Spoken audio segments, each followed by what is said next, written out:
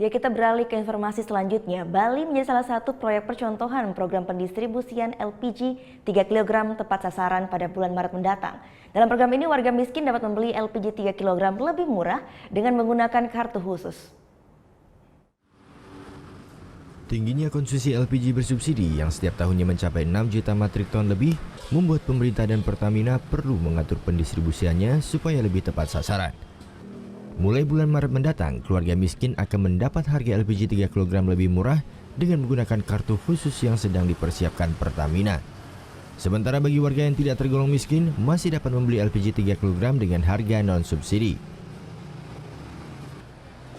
Bali menjadi salah satu wilayah proyek percontohan program tersebut selain Lombok dan Batam. Dipilihnya Bali karena konsumsi LPG 3 kg tidak sebesar Pulau Jawa, sehingga akan memudahkan untuk proses uji coba awal.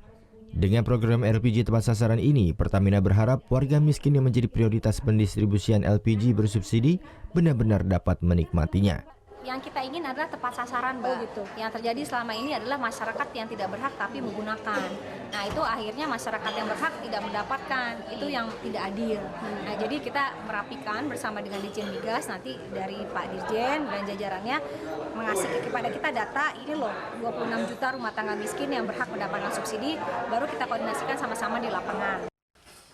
Sampai saat ini, Pertamina dan instansi terkait masih menggodok harga yang tepat untuk LPG 3 kg bersubsidi maupun non-subsidi.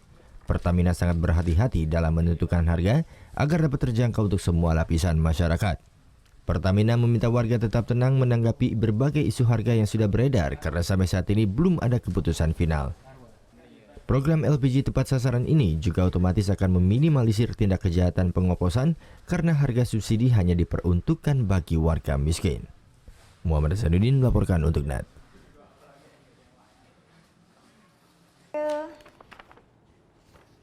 Udah selesai nonton beritanya? Jangan pergi dulu dong. Subscribe dulu dan nonton tayangan lainnya di sini. Subscribe, nonton lagi. Subscribe, nonton lagi.